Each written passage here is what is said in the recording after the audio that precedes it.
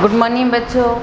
Class BSc first year और BSc BEd first year के लिए इनऑर्गेनिक केमिस्ट्री का हमारा टॉपिक है एस ब्लॉक एलिमेंट, जिसके पार्ट नंबर 1 पर हमने चर्चा कर ली थी।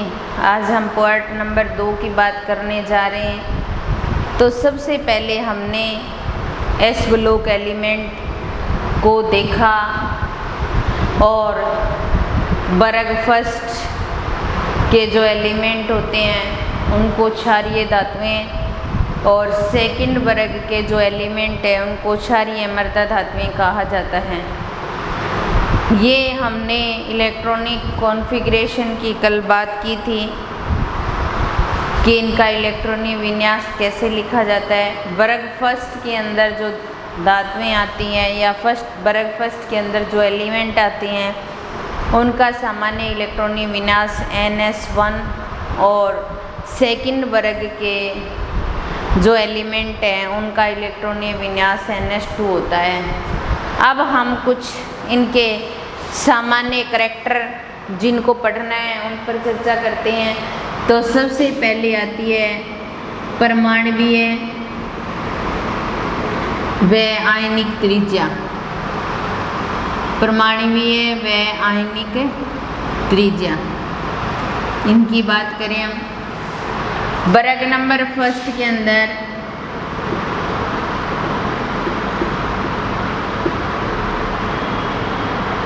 इस तरीके के ये एलिमेंट आते हैं और वर्ग सेकंड के अंदर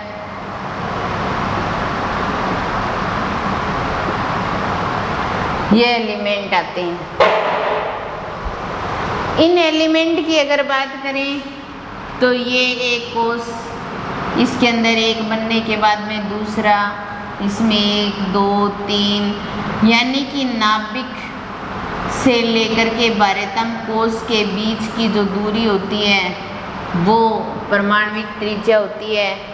तो हम ऊपर से नीचे जाते हैं तो परमाणवीय त्रिज्या का मान बढ़ता जाता है। परमाणवीय त्रिज्या का मान बढ़ता है। तो आकार भी क्या होता है, बढ़ता जाता है। आकार भी बढ़ेगा। ये तो बात हुई वर्ग नंबर फर्स्ट की। अगर सेकंड की बात करते हैं तो इसके अंदर ये इलेक्ट्रॉन और दूसरा इलेक्ट्रॉन यहाँ पर ही आएगा, यानी उसी कोष के अंदर आएगा तो नाभिक उसको थोड़ा सा अट्रैक्ट करेगा। इसी प्रकार 1 2 और 3, तो ये इलेक्ट्रॉन सोडियम के लिए, मैग्नीशियम के लिए ये थोड़ा सा अट्रैक्ट करेगा तो ये कोष पहले की तुलना में थोड़ा सा अट्रैक्ट होकर के सिकुड़ जाएगा। तो ऊपर से नीचे जाने पर तो यही कंडीशन रहती है कि परमाणविक त्रिज्या भी बढ़ती है, आकार भी बढ़ता है। लेकिन जब बाएं से दाएं जाते हैं तो आकार क्या होता है, कम हो जाता है, क्योंकि प्रभावी नाभिकीय आवेश बढ़ जाता है। प्रभावी नाभिकीय आवेश बढ़ता है। प्रभावी नाभिकीय आवेश बढ़ता है क्योंकि जब इलेक्ट्रॉन बढ़ेंगे तो उस पर आवेश भी बढ़ेगा और आवेश बढ़ेगा तो नाभिक उसको अट्रैक्ट करेगा थोड़ा सा, तो पहले की तुलना में आकार थोड़ा सा छोटा हो जाएगा। तो यहाँ परमाणु त्रिज्या बढ़ती है, आकार बढ़ता है। ऐसे जाने पर परमाणु त्रिज्या बढ़ती है, आकार बढ़ता है, लेकिन बाएं से दाएं जाने पर आकार कम होता है क्योंकि प्रभावी नाभिकीय आवेश का मान बढ़ जाता है। ये हो गई परमाणविक त्रिज्या। अब आयनिक त्रिज्या की बात करते हैं। तो मान लो हमारे पास में यहाँ पर सोडियम है, उसके पास 2 8 1 है और इसने एक इलेक्ट्रॉन त्याग दिया तो 2 और 8 हो गया। मान लो इसका कोष तो ये बनेगा ना, लेकिन इसमें 2 ही रहेंगे। तो यहाँ से यहाँ तक आयनिक त्रिज्या और यहाँ से यहाँ तक की आयनिक त्रिज्या। तो यहाँ से यहाँ तक की त्रिज्या जो है वो तो परमाणविक त्रिज्या। आयन बनने के बाद में जो त्रिज्या होगी, आयन बनने के बाद में जो परमाणविक त्रिज्या हम निकालते हैं वो उसकी आयनिक त्रिज्या होती है। अगर कोई इलेक्ट्रॉन त्याग रहा है तब वो धनायन बना रहा है तो उसके लिए धनायनिक त्रिज्या हो जाएगी, और जो ऋणायन बना रहा है इलेक्ट्रॉन ग्रहण करके तो उसके लिए जो त्रिज्या होगी वो ऋणायनिक त्रिज्या हो जाएगी। तो ये आयनिक त्रिज्या और परमाणु त्रिज्या और आयनिक त्रिज्या की बात होगी। इसके अलावा हम त्रिज्याओं को कुछ इस प्रकार भी काम में लेते हैं। एक होती है सहसंयोजक त्रिज्या, एक होती है सहसंयोजक त्रिज्या, एक होती है धात्विक त्रिज्या। 4 प्रकार की त्रिज्याओं के बारे में पढ़ रहे हैं हम। और एक होती है वान डेर वाल्स त्रिज्या और एक होती है आयनिक त्रिज्या। तो आयनिक त्रिज्या के बारे में तो हमने देखा कि जब आयन बनने के बाद में त्रिज्या निकालते हैं तो वो आयनिक त्रिज्या होती है। धनायन बना रहा है तो धनायनिक त्रिज्या, ऋणायन बना रहा है तो ऋणायनिक त्रिज्या। सहसंयोजक त्रिज्या के अंदर क्या होता है? सजातीय द्विपरमाणु अणु, सजातीय द्विपरमाणु अणुओं में दोनों परमाणु एकल बंध से जुड़े हुए हैं तो उनके नाभिकों के बीच की दूरी का आधा मान जो होता है वो सहसंयोजक त्रिज्या होती है। आधा मान जो होता है वो सहसंयोजक त्रिज्या होती है। जैसे हमारे पास H2 है, Cl2 है, O2 है, तो ये द्विपरमाणु का अणु है और ये एकल बंध से इस प्रकार जुड़े हुए हैं, एकल बंध से इस प्रकार जुड़े हुए हैं। तो इनके ऑक्सीजन नहीं आएगा, सॉरी, इसमें डबल बॉन्ड होता है। इसके बीच की जो दूरी होती है वो सहसंयोजक त्रिज्या होती है। जैसे हमारे पास Cl2 यानी कि क्लोरीन परमाणु की जो बंध दूरी होती है वो होती है 198 पिकोमीटर बंध दूरी, यानी यहाँ से यहाँ तक की 198 पिकोमीटर। तो इसका हाफ करेंगे तो 198/2 तो कितनी आ जाएगी? 9 और 9 99 पिकोमीटर आ जाएगी। तो आधा मान, जैसे हम क्या करें, दूरी डी ए और ए जो होती है वो आर ए के बराबर होती है। ठीक है, अगर हमें आर ए निकालनी है तो डी ए बटा में 2, क्योंकि 2r है, 2r आर ए निकालेंगे तो 2 नीचे चला जाएगा। तो सहसंयोजक त्रिज्या द्विपरमाणविक अणु, सजातीय द्विपरमाणविक अणु जो एकल बंध से जुड़े हुए हैं और उन दोनों के बंधों की बीच की दूरी का आधा मान जो होता है वो सहसंयोजक त्रिज्या होती है। धात्विक त्रिज्या, धातु जालक के अंदर 2 सटे हुए परमाणुओं के बीच की जो अंतर्नाभिकीय दूरी होती है, क्रिस्टल जालक संरचना इस प्रकार मिलती है। क्रिस्टल जालक संरचना इस प्रकार होती है, जो पास सटे हुए हैं और इनके बीच की दूरी का आधा मान जो होता है वो धात्विक त्रिज्या होता है। जैसे कॉपर के लिए 256 बंध दूरी होती है, तो इसको आधा करेंगे तो 1, 3 और 8 138 पिकोमीटर दूरी आ जाएगी। और वान डेर वाल्स त्रिज्या क्या होती है? 2 अणुओं के अबंधित समीपस्थ परमाणु, इन दोनों के बीच की दूरी का आधा मान जो होता है वो परमाणु वान डेर वाल्स त्रिज्या होती है। तो सबसे ज़्यादा तो कौन सी त्रिज्या आती है? वान डेर वाल्स त्रिज्या आती है, क्योंकि दूरी अधिक है। फिर थोड़ी नज़दीक आती है तो धात्विक त्रिज्या आती है, तो धात्विक त्रिज्या, और फिर और थोड़ी सी नज़दीक आती है तो परमाणवीय त्रिज्या, सॉरी सहसंयोजक त्रिज्या।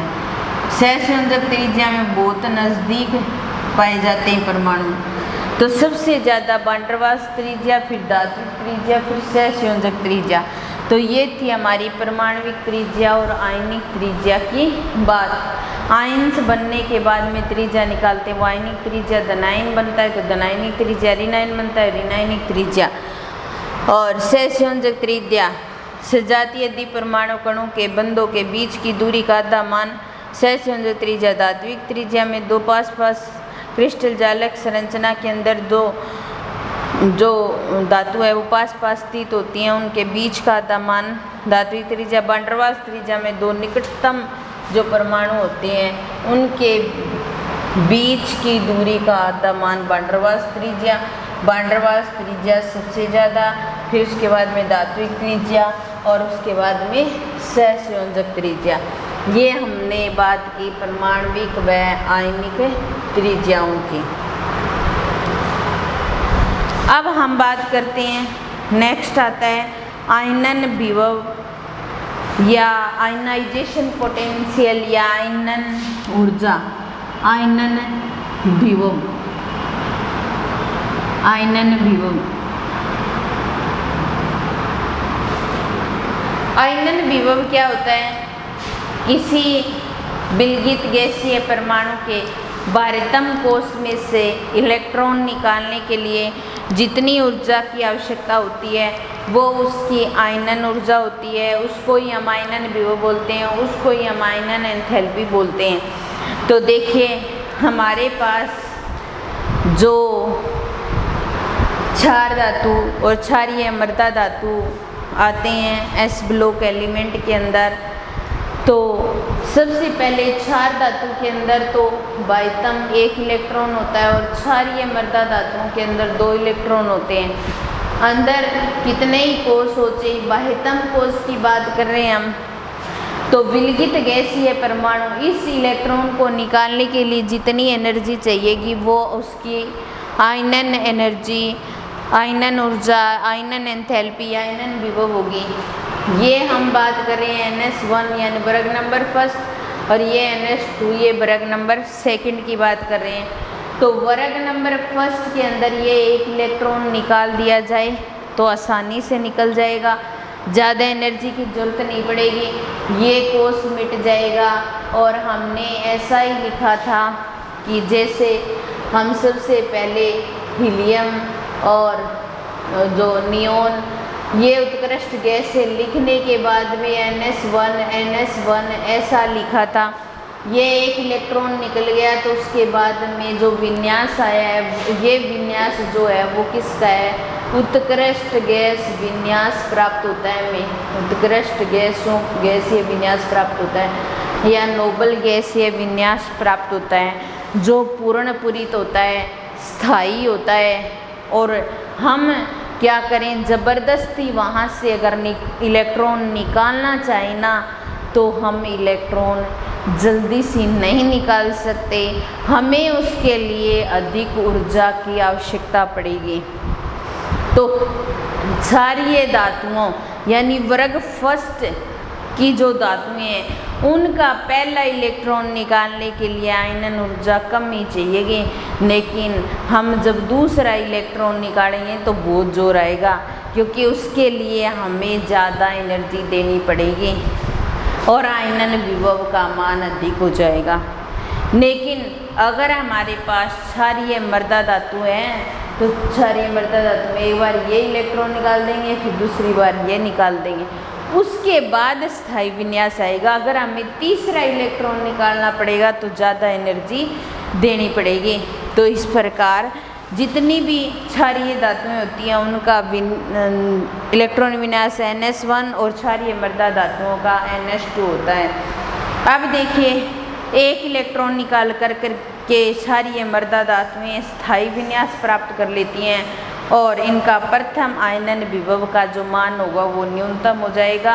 और अगर हम एक वर्ग के अंदर आकार की बात करें तो ऊपर से नीचे जाने पर आकार क्या होता है? बढ़ता है। तो आयनन विभव के मान घटते जाते हैं और जहाँ आकार बड़ा होगा वहाँ आयनन विभव कम होता जाएगा, क्योंकि जब हमारे पास ये कोष बहुत सारे हो जाएंगे, मान लो यहाँ वाला इलेक्ट्रॉन निकालना है तो आसानी से निकल जाएगा, कम ही ऊर्जा देनी पड़ेगी। एक इस कोष के अंदर इलेक्ट्रॉन और उसको निकालेंगे तब हमें ज़्यादा एनर्जी देनी पड़ेगी, क्योंकि जितना ज़्यादा कोष बढ़ते जाएंगे नाभिक का आकर्षण उतना ही कम होता जाएगा। तो हम आसानी से इलेक्ट्रॉन को बाहर निकाल सकते हैं, हमें ज़्यादा एनर्जी देने की आवश्यकता नहीं पड़ेगी। तो जितना बड़ा आकार उतना ही आयनन विभव कम। आयनन विभव कम क्यों? क्योंकि एक इलेक्ट्रॉन निकालने के लिए जितनी एनर्जी चाहिए वो उसका आयनन विभव होता है, और इलेक्ट्रॉन अगर जल्दी से निकल रहा है हमें एनर्जी कम ही देनी पड़ रही है तो उसका आयनन विभव कम होगा, और जितना बड़ा आकार होगा उतना ही कम एनर्जी देनी पड़ेगी इलेक्ट्रॉन निकालने के लिए। तो आकार बढ़ा तो आयनन विभव का मान कम हो जाएगा। अब देखिए बात, अब हमारे पास में हम बात करते हैं वर्ग नंबर फर्स्ट की बात करें, ये जो NH1 विन्यास पाया जाता है, एक इलेक्ट्रॉन त्याग करके +1 संयोजकता शो करता है। एक इलेक्ट्रॉन निकालेंगे तो जो आवश्यक ऊर्जा हमें चाहिएगी वो कम ही देनी पड़ेगी, और दूसरा इलेक्ट्रॉन निकालेंगे तब हमें ज़्यादा एनर्जी देनी पड़ेगी। जैसे हमारे पास 4 धातुएँ हैं, क्या हैं? 4 धातुएँ, और जिनका इलेक्ट्रॉनीय विन्यास क्या है? 4 धातुओं का इलेक्ट्रॉनिक विन्यास NS1 है। हम यहाँ पर एक इलेक्ट्रॉन निकाल देते हैं और नोबल गैस और या एक स्थायी विन्यास हमें प्राप्त हो जाता है। एक स्थायी विन्यास हमें प्राप्त हो जाता है और एक इलेक्ट्रॉन बाहर निकल गया, और आवश्यक ऊर्जा कम ही है हमारे पास। आवश्यक ऊर्जा क्या होगी? कम होगी, क्योंकि आयनन विभव का मान कम ही होगा। 4 धातुओं के अंदर एक इलेक्ट्रॉन आसानी से निकाल सकते हैं और स्थायी विन्यास प्राप्त कर सकते हैं। अब देखो, अब यहाँ पर हमारे पास क्षारीय मृदा धातु है, क्षारीय मृदा धातु है, और जिनके पास इलेक्ट्रॉन विन्यास NH2 है हमारे पास, ठीक है, NH2 है, और यहाँ पर क्षारीय मृदा धातु, और इनके पास एक इलेक्ट्रॉन रह जाएगा और एक इलेक्ट्रॉन बाहर निकल गया, तो आवश्यक ऊर्जा ज़्यादा होगी, इसकी तुलना में ज़्यादा होगी। तीसरी कंडीशन हमारे पास, यही कंडीशन वापस लेते हैं हमने, नोबल गैस, ये तो एक इलेक्ट्रॉन निकालने की प्रथम आयनन विभव जो होगा वो 4 धातुओं का कम होगा और क्षारीय मृदा धातुओं का ज़्यादा होगा। ये तो हमने बात की प्रथम आयनन विभव की। किसकी बात की? प्रथम आयनन विभव की। अगर हम द्वितीय आयनन विभव की बात करें, द्वितीय आयनन विभव की अगर बात करें तो द्वितीय आयनन विभव के अंदर नोबल गैस, क्षारीय धातु की बात करें, नोबल गैस एक स्थायी विन्यास होता है, ठीक है, और यहाँ से इलेक्ट्रॉन निकालेंगे तो नोबल गैस का स्थायी विन्यास बिगड़ जाएगा और 2 पॉजिटिव आएगा और एक इलेक्ट्रॉन, तो आवश्यक ऊर्जा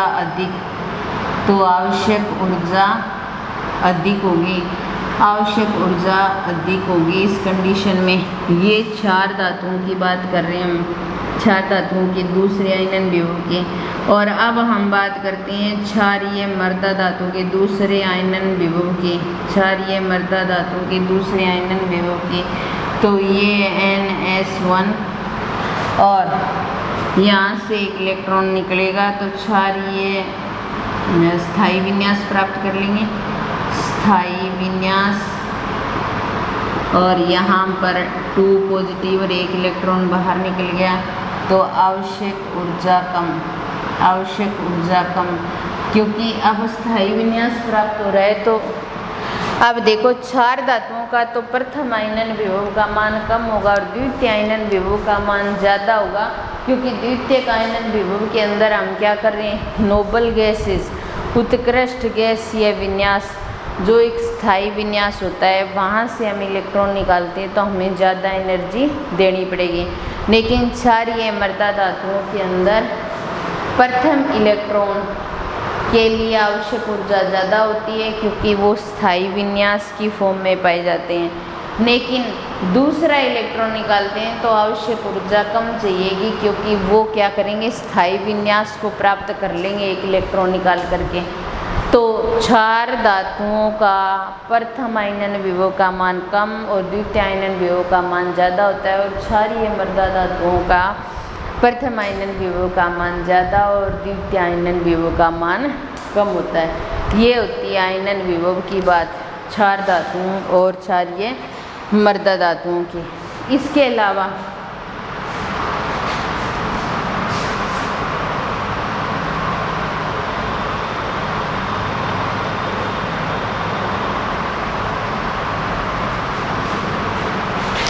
अलावा विद्युत ऋणता और मानक अपचयन विभव।